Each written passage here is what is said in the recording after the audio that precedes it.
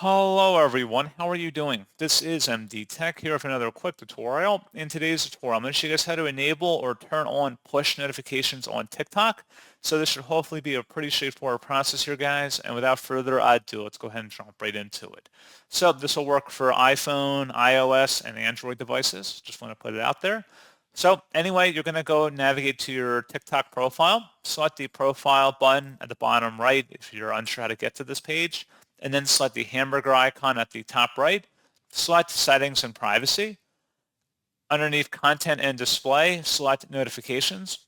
And then underneath Notifications at the top, select Push Notification Schedule. Go ahead and click inside of here.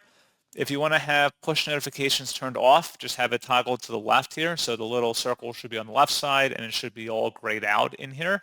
So that's pretty much all you have to do about disabling push notifications. If you wanted to enable push notifications, you could just toggle it to the right and that would turn them on.